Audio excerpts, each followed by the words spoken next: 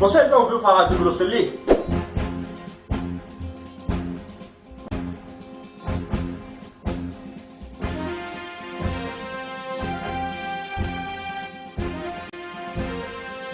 O cara era simplesmente o maior lutador de sua época e, se duvidar, até hoje ele é o maior lutador de todos os tempos. Mas o que aconteceu com ele? Como realmente ele morreu? E por que, estranhamente, o filho dele, Brandon Lee, que resolveu seguir a carreira de ator, também foi assassinado durante uma gravação? Teria, por acaso, a morte dos dois alguma ligação? Confira isso e muito mais aqui e agora. O chinês mais famoso do mundo, na verdade, não era chinês. Não, Bruce Lee é americano, tinha cidadania americana. Ele nasceu na cidade de São Francisco, na Califórnia, em 1940, enquanto seus pais estavam viajando nos Estados Unidos. Bruce Lee nasceu na hora e no ano do dragão. A cada 2 horas é a hora de um animal simbólico para eles. Às vezes o leão, o dragão, a tartaruga, vários animais que são simbólicos para os chineses. E das 6 da manhã até as 8 da manhã é a hora do dragão. Então Bruce Lee nasceu em 1940, no ano do dragão e na hora do dragão. Será que por isso que nos filmes dele tinham tanto nome de dragão?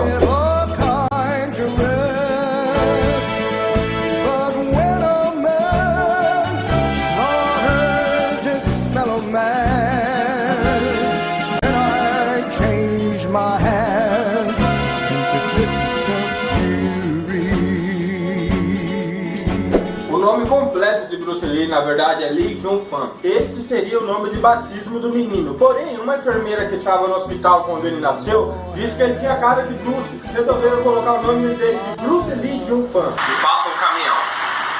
Obrigado, caminhão. Os pais de Bruce Lee acreditavam que os deuses não queriam nenhum menino na família, porque o primeiro filho do casal era o menino e morreu cedo. Então eles apelidaram o Bruce Lee de Sai-Fong, que era um nome feminino, um apelido que deram para ele que significava o pequeno pavão. Assim eles acreditavam que enganariam as forças do mal, as forças dos deuses, que podia querer levar Bruce Lee da mesma forma que ele levou o primeiro filho do casal. A mãe de Bruce Lee fazia parte de uma das famílias mais ricas de Hong Kong, ela tinha descendência alemã. Por ela fazer parte de uma das famílias mais ricas da China na época, isso acabou providenciando um certo conforto para Bruce Lee e seus irmãos. Só que Bruce Lee era um aluno complicado. Isso fez com que ele não pudesse estudar numa escola normal. Ele era um péssimo aluno. Assim colocaram ele numa escola especial para alunos que tinham um certo problema com disciplina. E em busca de algo para se defender, Bruce Lee procurou por Ip Man. Quando Bruce Lee tinha 13 anos, ele começou a treinar com o mestre Lee, justamente para que ele pudesse brigar com aqueles ingleses que provocavam ele e que ele pudesse bater naqueles meninos. Qual é o seu nome? Meu nome é Bruce Lee. Ah, e por que quer aprender a lutar? Para poder bater em pessoas que eu não gosto. Então o menino que já era problemático começou a ficar mais problemático ainda, porque agora ele estava se envolvendo com briga e ele sabia brigar, então ele machucava os outros meninos. O pai de Bruce Lee era um ator, líder de uma equipe cantonesa que faziam filmes. Ele tinha uma equipe que era própria para fazer filmes. Então desde muito cedo o pai de Bruce Lee colocou Bruce Lee ingressado na carreira. Quando ele tinha 18 anos, já tinha mais de 20 filmes no seu currículo, que ele tinha aparecido e que ele tinha participado. Meu pai começou como um ator de tudo, porque era jovem. Quando o Bruce ficou mais velho, ele se tornou um cômico. Meu pai, na verdade, era o maior cômico de ópera na China do seu tempo. Quando o Bruce nasceu, na verdade, quase 3 semanas após ter nascido, meu pai o colocou num filme nos Estados Unidos, na verdade, um filme chinês. Enquanto meu pai representava em Hong Kong e na China, quando Bruce era jovem, ele sempre estava no set ou no palco com ele, enquanto eles ensaiavam. Então a gente temos um menino que era ator, problemático, começou a lutar com Wing, ele começou a treinar com o Ip Man, depois ele começou a praticar boxe, se tornou campeão do boxe da cidade dele.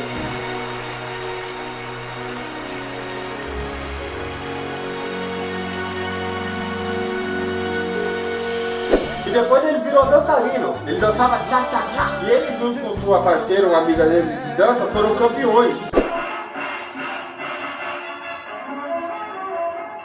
Só que o Bruce Lee começou a se envolver muito em gangue, muita briga de rua. E numa dessas brigas de rua, ele acabou batendo no filho de um grande mafioso ali da China. E os pais dele ficou com medo desse mafioso de cobrar, porque ele bateu muito no menino. Sendo assim, rapidamente pegaram ele e mandaram ele para os Estados Unidos. Ou seja, ele não terminou os estudos. Bruce Lee foi um menino que não tinha terminado os estudos, saiu corrido da China. E quando ele viajou para os Estados Unidos, ele saiu com a passagem comprada e somente R$100 no bolso. R$100 não, né? $100. Pra que ele chegasse ali e fizesse a vida dele nos Estados Unidos. Reconheceram ele, o pessoal ali da primeira classe reconheceu o Bruce Lee por causa do tchá-tchá-tchá que ele tinha sido campeão. Então ele estava na terceira classe, alguém viu ele, chamou ele e falou: ó, eu te coloco na primeira classe, se em troca você ensinar nós, a equipe ali, a dançar o tchá-tchá-tchá. Então o Bruce Lee que veio com R$100 no bolso para os Estados Unidos, na terceira classe acabou ficando na primeira classe. Lembro do meu pai dizendo: tudo que ele tem agora são $100 americanos em seu bolso.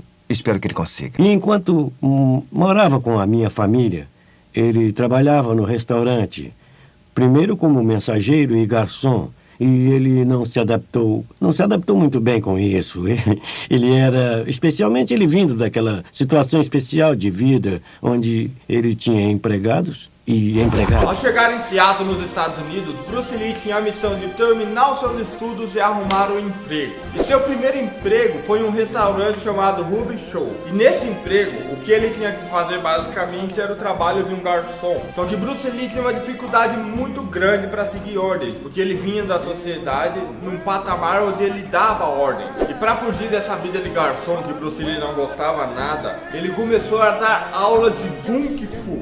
Isso mesmo, Kung Fu, com G. Lee abriu uma academia de Kung Fu e cobrava pelas aulas, uma prática que nunca havia sido feita entre os asiáticos. Ele dá a seu estilo especial o seu nome em chinês, Jung Fan. Bruce Lee se adaptava muito fácil aos outros estilos de lutas.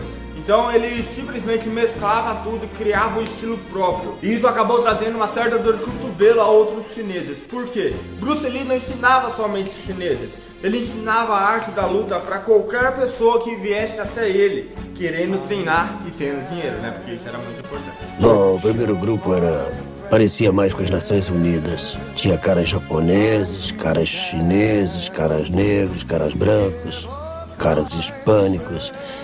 Ele não se importava com esse tipo de coisa. Sendo assim, o povo lá da China mandou desafiantes para enfrentar Bruce Lee. Ele ensinava qualquer um que merecesse. Uma vez ele me disse, ele estava meio sarcástico e acha que os chineses são os únicos que têm virtudes e alto padrão de moralidade? Ele disse, você pode, quer dizer, as outras raças não têm? Ele disse, isso é bobagem. Então ele fez muito. Ele me fez ficar pensando que eu era tão feliz porque eu disse, é um chinês que vai ensinar outro não chinês. Chegaram ao ponto de mandar alguém desafiando ele, falando que se ele ganhasse a luta, ele podia continuar ensinando. E se ele perdesse, ele ia abandonar essa vida de ensinar pessoas que não eram chinesas. E Bruce Lee ganhou a luta por muito pouco, com muita dificuldade.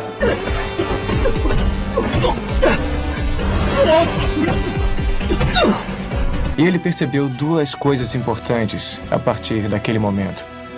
Número 1, ele não estava fisicamente onde deveria estar em termos cardiovasculares e assim por diante. E em segundo lugar, ele percebeu que seu arsenal era muito limitado. E esse foi o grande motivo de Bruce Lee criar o Jeet Kune Do, ou seja, a arte de interceptar o punho. Ele estudou filosofia com ênfase em artes marciais. Todos os seus ensinamentos tinham como base a filosofia também. Lee desenvolve um novo estilo de arte marcial que ele chama de Jeet Kune Do, fundindo a mente, o corpo e o espírito. A água também é insubstancial. Com isso eu quero dizer que você não pode prender toda, não pode socar e machucá-la. Então, cada homem Kung Fu está tentando fazer isso, ser macio como a água e flexível e se adaptar ao adversário. Com o passar do tempo, ele conheceu Linda, que era sua esposa. Ela foi aluna dele na faculdade, quando ele fazia filosofia. Eles se casaram e ele foi morar em Oakland, onde ele abriu a sua academia. Em 1964, Lee se casou com uma de suas alunas, Linda Emery, e se mudou para Oakland, Califórnia. Bruce Lee, juntamente com outros lutadores de diversas partes dos Estados Unidos e do mundo, foram chamados para fazer uma apresentação no pátio de uma faculdade. E na verdade ele impressionou todo mundo quando ele começou a mostrar suas habilidades, porque ninguém até o momento tinha visto alguém tão rápido e tão ágil, com a força que Bruce Lee tinha. Sem contar aquele negócio que ele dava um soco de 1 polegada, mano, é louco. Ele batia no cara assim e o cara voava. Em 64, o meu pai tinha tido uma ideia de fazer um torneio internacional de karatê, para trazer grupos de pessoas, grandes grupos de pessoas de todo mundo para competir em uma forma em que eles pudessem demonstrar os diferentes estilos. E ele achou que seria uma oportunidade maravilhosa para mostrar esse garoto de Oakland para o público. E o nome dele era Bruce Lee. O que ele fez é que ele tinha esse soco de perto. Ele esticava o braço desse jeito, colocava contra o seu peito. E então, por uma ação estranha, ele simplesmente torcia o pulso. E você saía voando uns 2 metros. Eu bati na parede e me escorreguei por ela. E caí no chão. E pensei comigo mesmo: mas que diabos aconteceu comigo? Após as apresentações, passado um pouquinho de tempo, ele foi chamado para fazer parte de um seriado que ia ser exibido na televisão, chamado O Besouro Verde. Infelizmente a série só durou uma temporada e foi cancelada, porque não teve uma audiência que eles esperavam ter. Só que Bruce Lee chamou tanta atenção que em Hong Kong, na China, ele ficou extremamente famoso por causa dessa série. William Dozier está encantado por Lee no Campeonato Internacional de Karatê e o contrata para representar Kado no Besouro Verde. Eu acho que todos, sem exceção, da comunidade de artes marciais eram grandes fãs do Besouro Verde. Tudo por causa do Bruce. Mas Bruce Lee sofria muita discriminação por ser asiático. Os grandes produtores, as grandes empresas de cinema na época, não olhavam para Bruce Lee e via suas habilidades. Eles olhavam e viam somente o estereótipo de Bruce Lee ser um chinês. Então ele simplesmente falava: ah, um chinês? Não, o filme que nós quer fazer não precisa de um chinês. E isso foi desanimando o Bruce Lee de uma forma catastrófica. Ele recebeu um conselho de um de seus amigos para que ele voltasse para a China. E lá ele começasse a gravar, porque Bruce Lee tinha uma boa presença de câmera, tinha tudo. Só que ali nos Estados Unidos, no momento, não era o momento para ele. E foi exatamente o que ele fez. Ele voltou para a China e começou a gravar, onde ele foi chamado para fazer o seu primeiro filme, que era o Dragão Chinês. No início, Bruce Lee era somente um personagem secundário, ele não tinha um papel principal tão importante. Só que a presença de cena dele era tão grande, era tão boa, que os produtores tiraram o protagonista principal e colocaram o Bruce Lee como protagonista, o que foi um sucesso absoluto. E ele começou a colocar a mão na produção, na direção do filme, no movimento das câmeras, em tudo. E ele começou a virar meio que um faz tudo. Além dele fazer a cena, ser o ator, ele era o produtor, ele era o diretor, e ele criava toda a situação, todas as cenas de luta. Todos os filmes que foi feito do Bruce Lee realmente foi do Bruce Lee, porque ele colocava a mão na massa e fazia o filme acontecer. Assim que terminou de fazer seu primeiro filme, que foi o Dragão Chinês, ele mandou me chamar. Quando viu o filme, combinei uma apresentação ao diretor da Warner Brothers, Ted Ashley, e fomos à casa dele, vimos o filme. E ele ficou encantado também. Eu disse: por que não escrevemos um script agora para esse artista? Ele está indo maravilhosamente. O dinheiro vai ser restituído no Extremo Oriente, em Hong Kong e Taiwan. E assim decidimos ir em frente e tentar fazer alguma coisa com isso. E rapidamente, Bruce Lee começou a chamar a atenção das indústrias americanas. Por quê? Porque tinha ali um ator asiático e estava sendo um sucesso estrondoso na China na época. Só que pelo fato de Bruce Lee ser considerado um dos melhores lutadores de todos os tempos das artes marciais, tinha muitos desafios. Direto, em qualquer lugar, em qualquer situação, as pessoas chamavam ele pra luta, desafiavam ele, e ele aceitava. Vocês querem briga? Eu brigo com vocês. Ele estava sendo desafiado o tempo todo, e eles iam em frente, e os chineses se aproximavam do Bruce e batiam 3 vezes com o pé e cruzavam os braços. Era como um desafio. Ah, ele vai lutar com eles, certo? Eu disse: Bruce, temos que filmar. Ele disse: espera, deixa eu cuidar disso. Vai! E derrubou o sujeito. Eu disse: Bruce, agora escuta. E se machucar? Ele disse: não se preocupe, eu sei me cuidar. Claro que ele derrubava o sujeito na hora. Costumava vigiá-lo como uma águia, porque havia desafios o tempo todo.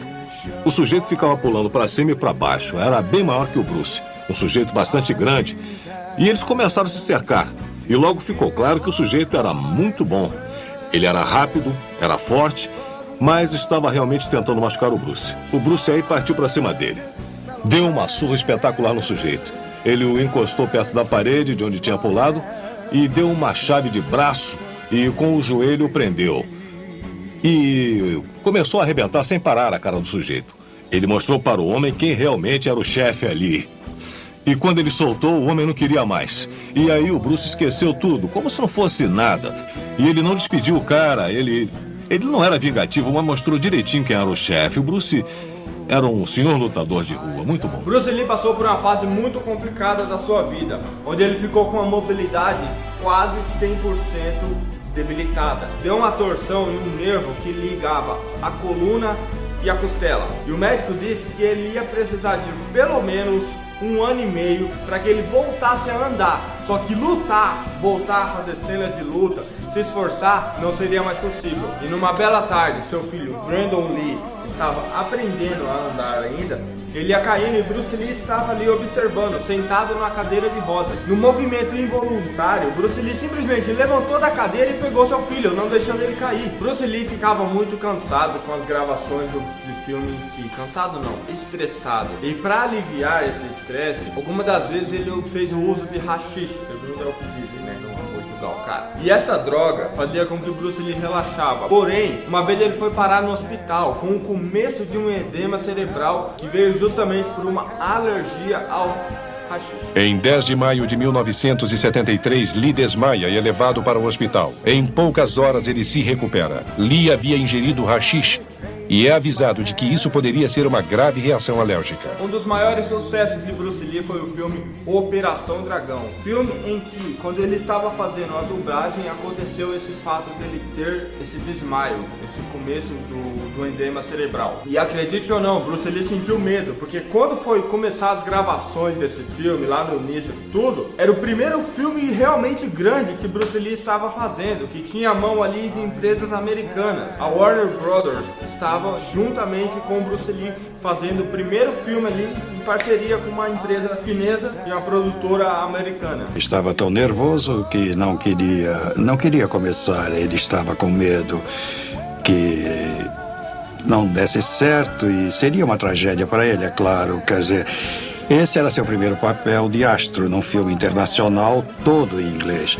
Só que mesmo o Bruce Lee passando por toda aquela pressão psicológica, digamos assim, para fazer as gravações do primeiro filme que ia ser o estrelato dele, quando chegava nas cenas de luta, ele surpreendia todo mundo. Durante as cenas de atuação, ele ficava meio receioso. Porém, nas cenas de luta, ele sabia exatamente o que ele queria, o que ele estava fazendo. Ele posicionava tudo certinho. E ele tinha os papeizinhos onde ele desenhava as coreografias da luta, como que era pra luta acontecer. Ligava à meia-noite ou 1h da manhã e dizia: eu tenho uma ideia para uma mudança no script e me encontro no restaurante tal. Então eu não estava conseguindo dormir, mas ele nem parecia precisar dormir. E mesmo estando em um filme que seria exibido nos Estados Unidos, um grande filme americano, na época isso era muito importante, hoje em dia também, né? Por isso tem filmes aí que rendem milhões e milhões. Mesmo ele estando nessa situação de frente com uma empresa americana, uma empresa grande, ele colocava a mão na massa da mesma forma que ele fazia nos filmes pequenos. Porque toda a parte das lutas, das coreografias de luta, Bruce Lee colocava o dedinho ali pra fazer a mágica acontecer. Acreditem, todos os 5 filmes do Bruce Lee eram filmes do Bruce Lee. Ele realmente colocava sua marca neles. Ele controlava e ele absolutamente se assegurava que todas as cenas de luta... Desenhando as figuras, ele era muito bom nisso. Então coreografava toda a luta no papel, usando esses bonequinhos. E era fácil de seguir. Ele era extremamente criativo. Quando Bruce Lee faleceu, ele estava na casa de uma amiga sua que era atriz também. Eles estavam trabalhando juntamente num projeto de que seria o próximo filme de Bruce Lee. E ele foi lá para convidar ela, para fazer com que ela fizesse parte do elenco ali do filme. Durante a combinação, eles conversando, tinha outro cara lá junto também, que eu não esqueço o nome agora, mas Bruce Lee começou a sentir uma forte dor de cabeça e pediu se não tinha algum remédio para dor de cabeça. Ela deu um remédio para ele comum, um remédio que ele já tinha tomado antes, não teria nenhum problema. Em 20 de julho de 1973, Lee visita a atriz Betty Ting Pai e reclama de uma dor de cabeça e dorme. Betty dá a ele um único comprimido de Equigesic. Quando não consegue acordar Bruce 2 horas mais tarde, Betty chama o médico. Bruce é levado para o hospital, onde é dado como morto ao chegar. Os legistas, a princípio, acharam que poderia ser alguma reação alérgica a esse remédio. Porém, nada ficou comprovado. Fato é que Bruce Lee faleceu 3 semanas e meia antes do filme Operação Dragão Irawar. Operação Dragão é distribuído 3 semanas e meia após a trágica morte de Bruce. Ele se torna o primeiro superastro asiático no mundo. Nasce a lenda de Bruce Lee. Há boatos também de que essa atriz com quem Bruce Lee estava era uma amante dele. Porém, boatos existem aos montes. E boatos é o que não falta quando se fala da morte de Bruce Lee. Muitas pessoas sabem e outras não sabem, igual você talvez possa não saber. Bruce Lee não era um cara muito legal de se conversar. Se você era amigo dele, você era verdadeiramente amigo dele. Porém, se você quisesse chegar até ele, ele sempre tinha uma certa desconfiança. E também nas suas produções e tudo nos filmes, ele era arrogante, tá? Não vamos entrar nesse mérito da arrogância de Bruce Lee. Só que a família dele, até hoje, acredita que ele não foi morto de uma forma natural. Não foi uma morte natural que aconteceu com ele. E sim que ele foi assassinado por alguém. Havia os boatos sem fim sobre se a cannabis em seu estômago significava que ele havia morrido por uma overdose de droga ou se havia alguma outra doença misteriosa. Ou se alguém no Oriente que tinha alguma droga que é desconhecida no Ocidente tinha dado para ele. Ou a teoria da palma vibrante, que alguém tinha chegado perto dele e usado o toque secreto da morte. O verdadeiro achado em toda a história é que encontrei o pastor Batista, que era um médico pessoal de Bruce Lee. Esse homem me disse o que eu ainda acredito ser a causa da morte de Bruce Lee. Ele tinha alergia a haxixe e seu cérebro inchava quando ele fumava e pressionava o crânio, e que eles mal tinham conseguido salvar a vida dele uma vez e aconteceu outras vezes. Só que no ano de 1993, se eu não me engano, Brandon Lee, o filho mais velho de Bruce Lee, foi assassinado durante as gravações do filme O Corvo. Tanto é que Bruce Lee e Brandon Lee estão enterrados um do lado do outro. A morte de Brandon Lee foi bem parecida com uma cena que acontece no filme O Jogo da Morte. Onde no filme Jogo da Morte, Bruce Lee é um ator. E se você parar para analisar a cena, na verdade o final da cena onde Bruce Lee ali toma um tiro e depois finge sua morte e tal, é o final do filme A Fúria do Dragão. Quando ele vai correndo e pula e a tela paralisa e dá aquele monte de tiro.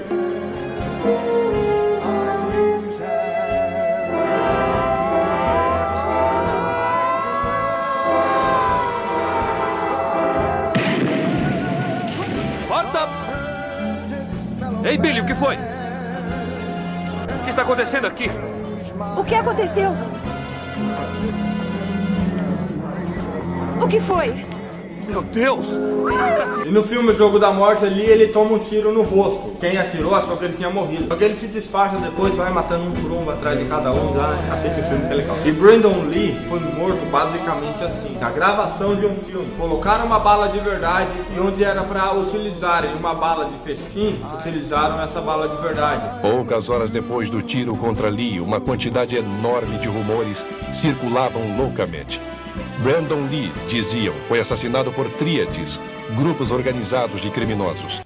Outros apontavam para a semelhança fantástica entre a morte de Lee e a cena no último filme de seu pai, Jogo da Morte, no qual o personagem de Bruce Lee, gravando um filme dentro de um filme, é atingido por uma bala de verdade, enquanto finge estar morrendo de ferimentos à bala. A produção errou em algum ponto, não sei, mas a família de Bruce Lee acredita que a tríade chinesa quisesse acabar com o legado de Bruce Lee. Assim, eliminando Brandon Lee, não ficaria ninguém para contar a história. Mentira, porque Bruce Lee tem mais uma filha, só que ela não é atriz. Pelo menos no cinema, acabou. Acabou, foi embora. Esse foi o vídeo, pessoal. Até a próxima. Eu espero que vocês tenham gostado. Abraços. Falou. Oi.